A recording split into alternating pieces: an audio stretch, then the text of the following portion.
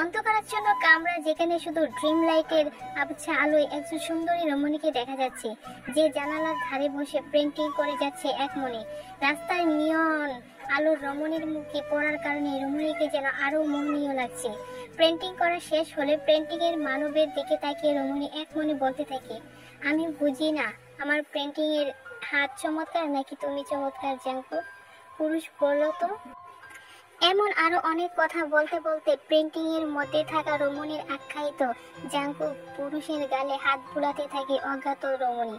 সে যখন এক মনে জাঙ্কুক পুরুষের সাথে কথা বলতে ব্যস্ত, এমন সময় ককর্ষ শব্দে ফোন বেজে ওঠে। ফোনের শব্দে জাঙ্কুক পুরুষের ছবি থেকে দৃষ্টি সরিয়ে ফোনের স্ক্রিনের দিকে দৃষ্টিপাত করে। সময় দেখে নেয়, এখন রাত বাজে 3:10। এত রাতে কে ফোন করতে পারে জানি রমণী, তবু ফোনের স্ক্রিনে দৃষ্টিপাত করে দেখে তার ধারণায় সঠিক, পাপা কল করেছে। এত রাতে পাপার ফোন পেয়ে রমণীর অধর কোণে ফুটে উঠে মিষ্টি আসে। তারপর ফোন রিসিভ করে সালাম দিয়ে বলে, পাপা কেমন আছো তুমি? আমার তোমার কথা খুব মনে পড়ছিল, কিন্তু আমি ভেবেছিলাম তুমি ঘুমিয়েছো, তাই আর ডিস্টার্ব করিনি। তোমার ফোনে আমি ডিস্টার্ব হই না মা। এখন কি করছো? রাতের খাবার খেয়েছো? পাপা, আমি রাতের খাবার খেয়েছি অনেক আগে। এখন তো মধ্যরাত, রাতে কি মেডিসিন নিয়েছো তুমি? আমি সবকিছু করেছি। বলেছিলাম যে তোমার ছুটি থাকলে এবার বাড়ি এসে কিছুদিন ঘুরে যাও। আমার এক্সাম শেষ হলে আসবো বাবা, এখন সম্ভব নয় বাড়ি যাওয়া। আচ্ছা, তোমার যেভাবে সুবিধা হয় সেভাবে এসো। আচ্ছা ঠিক আছে, তাহলে এখন রাখি, আল্লাহ হাফেজ। রমণীর মুখে আল্লাহ হাফেজ শুনে রমণীর পাপা যখনই ফোন রাখতে যাবে, এমন সময় রমণী কিছু বলতে বুঝতে পেরে আবারও ফোন কানে ধরে রমণী জিজ্ঞেস করে, কিছু বলবে? দুইটা কথা বলতে ভুলে গেছি। কি কথা? আই মিস ইউ পাপা আর I love you so much papa, এই দুটো কথা বলতে ভুলে গিয়েছিলাম। আচ্ছা এখন রাখি বলে রমণী পাপাকে কিছু বলার সুযোগ না দিয়ে কল কেটে দেয় রমণী। এখন একটু ঘুমানো দরকার, না হলে সকালে আর কাজ করতে পারবে না ভেবে বেডে শুয়ে পড়ে। উঠ না, আর কতক্ষণ ঘুমাবি?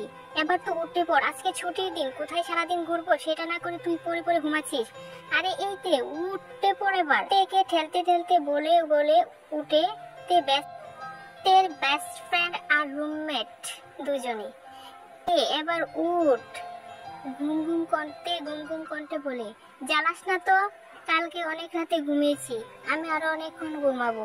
তোর ঘুরতে ইচ্ছে হলে তুই ইউনুকে কিংবা তানবীরকে নিয়ে যা, আমি যাব না। অজ্ঞাত ন্যান্সি ব্যর্থ হয়ে নিজের রুমে চলে যায়, কারণ ও জানে তে যেহেতু একবার বলে সে যাবে না, এতে দুনিয়া এদিক থেকে ওদিক হয়ে যাক, এতে কিছু যায় আসে না। এক কথার মানুষ। তে, ন্যান্সি, আয়ু, ইউনু, তানবীর, এরা চারজন বেস্ট ফ্রেন্ড। এদের বন্ধুত্ব অল্প কয়েকদিনের হলেও বেটটা অনেক মজবুত। এরা একে অপরের জন্য প্রাণও দিতে। ইউনু তের মামাতো ভাই। তের ছোট মামা জাপানে টোকিও থাকে বলেই তের মা রাজি হয়েছিল তেকে জাপানে দিতে, কিন্তু জাপানে আসার 1 বছর পর তে সিদ্ধান্ত নেয় ও পার্ট টাইম জব করে নিজের খরচ নিজে চালাবে।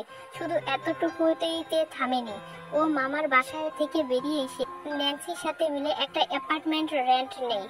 তের ইচ্ছে ও সাধারণভাবে চলাফেরা করবে। তের ভাষ্য মতে রাজার হালে থেকে কখনোই সাধারণভাবে চলা যায় না, তাই ও যতদিন এখানে থাকবে সাধারণভাবে চলাফেরা করবে বলে ও ঠিক করেছে। তের ঘুম ভাঙে সকাল 11টায়। ঘুম ভাঙার পর কিছুক্ষণ বেডে বসে থেকে ফ্রেশ হতে ওয়াশরুমে চলে যায়। তে ওয়াশরুমে যাওয়ার একটু পর ন্যান্সি আসে তের রুমে তেকে ডাকতে। এসে ওয়াশরুম থেকে পানি পড়ার আওয়াজ শুনে ও বুঝে তে ঘুম থেকে উঠে পড়েছে আর এখন শাওয়ার নিচ্ছে। তাই ন্যান্সি তেকে ব্রেকফাস্ট করার জন্য ডেকে নিচে চলে যায়। তে একেবারে রেডি হয়ে নিচে নামে। তেকে রেডি হয়ে নিচে নামতে দেখে ন্যান্সি বলে, কিরে একেবারে রেডি হয়ে আছিস, কোথাও যাবি? ঘুরতে যাব। ঘোরার কথা শুনে ন্যান্সি খুশি হলেও তে তখন ওর সাথে ঘুরতে যাবে না বলেছিল, সেটা মনে করে রাগে বলে, আমি কোথাও ঘুরতে যাব না তোর সাথে। ছোট চোখ করে বলে, তোকে কে নিয়ে যাচ্ছে? আমি তো তানবীর আর ইউনুকে নিয়ে যাচ্ছি শুধু। কি, তোরা 3 জন আমাকে রেখে ঘুরতে যাবি? তোরা না আমার বেস্ট ফ্রেন্ড, তোরা পারবি আমাকে রেখে একা একা ঘুরতে বের হতে? আমি কালকেই ঠিক করেছিলাম আজকে আমরা 4 জন ঘুরতে যাব। কিন্তু আমি তোর কথা সকালে শুনিনি বলে তুই মনে হয় এখনো আমার উপর রেগে আছিস, আর মাত্রই বলছিস তুই আমার সাথে ঘুরতে যাবে না। তাই আর কি করার, আমরা তিনজনই ঘুরে আসি, তুই বরং অ্যাপার্টমেন্টটা পাহারা দে। ন্যান্সি এবার কেঁদে দেওয়ার অবস্থা হয়। কেন যে ন্যান্সি তের উপর রাগ করতে যায়, তে তো ওর রাগকে পাত্তাই দেয় না। মাঝখান থেকে ওকে যদি ঘুরতে নিয়ে না যায়, তাই ও বোকা হেসে বলে, আরে কি বলছি আমি, কে বলেছি আমি তোর সাথে ঘুরতে যাব না? তুই যেখানে নিয়ে যাবি আমি সেখানেই যাব। একটু আগে কথাটা আমি মজা করে বলেছি, আমিও মজা করে বলেছি তোকে নিব না। খাবার শেষ করে তাড়াতাড়ি রেডি হয়ে নিচে আয়, আমি অপেক্ষা করছি। ন্যান্সি তাড়াতাড়ি খাবার খেয়ে রেডি হতে উপরে চলে যায়।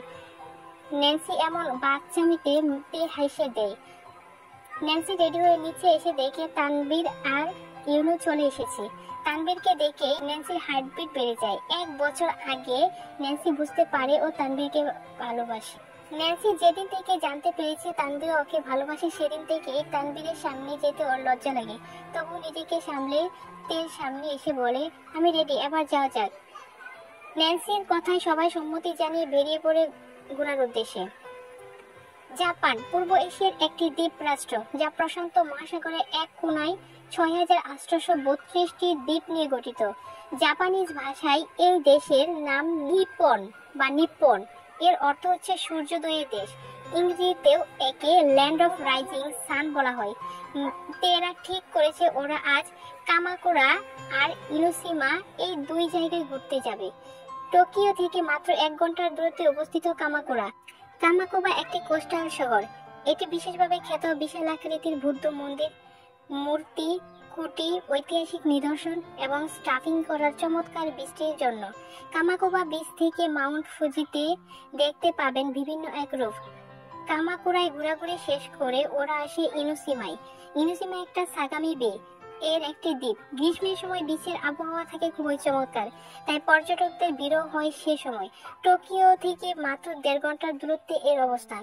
কামাকুরার কাছে এই দ্বীপ নিজে একটি অনন্য সৌন্দর্যের ভান্ডার, তার সাথে বাড়তি পাওনা পুঁজির আরেকটি ভিন্ন অ্যাঙ্গেলের রূপ। ইনোসিমায় এসে ছবি তুলতে গিয়ে তে দেখে ওর ফোন সুইচ অফ হয়ে আছে। রাতে ফোন অফ করার পর সকালে উঠে আর মনে ছিল না অন করতে। ফোন অন করার সাথে সাথে নোটিফিকেশন ফোনের লক স্ক্রিন ভরে যায়। জিমিনের নাম্বার থেকে প্রায় 100টা মিস কল এসেছে। তে কল ব্যাক করতে যাবে এমন সময় দেখে জিমিনের নাম্বার থেকে আবার ফোন এসেছে।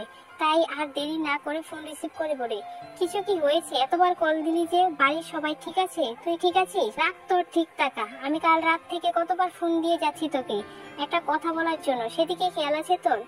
কি এমন কথা যার জন্য তুই কাল রাত থেকে আমাকে এতবার কল করে যাচ্ছিস? সুগা আমাকে প্রপোজ করেছে জানিস? তোকে খবরটা দেওয়ার জন্য আমার মনটা কত আকুপাকু করছিল, এখন শান্তি লাগছে তোকে কথাটা বলতে পেরে। আচ্ছা এখন আমি আবার অ্যাপার্টমেন্টে ফিরে তোকে ফোন দেব। আচ্ছা ঠিক আছে বলেই জিমিনের ফোন রেখে দেয়। ঘোরাঘুরি শেষ করে অ্যাপার্টমেন্টে এসে ফ্রেশ হয়ে তে কফি নিয়ে ডিপানে বসে ল্যাপটপের শাটার ওপেন করে কাজিনদের গ্রুপের ভিডিও কল দেয়। তের নানার বাড়ির কাজিনদের সাথে দাদার বাড়ির কাজিনদের খুব ভালো সম্পর্ক হয়, সবাই মিলে একটা গ্রুপ করেছে যাতে করে সবার সম্পর্কগুলো অটুট থাকে। কাজিন গ্রুপে ফোন দেওয়ার সাথে সাথেই সবাই অ্যাড হলো। অ্যাড হওয়ার পর তে খেয়াল করলো এখানে জাঙ্কুক অ্যাড হয়েছে।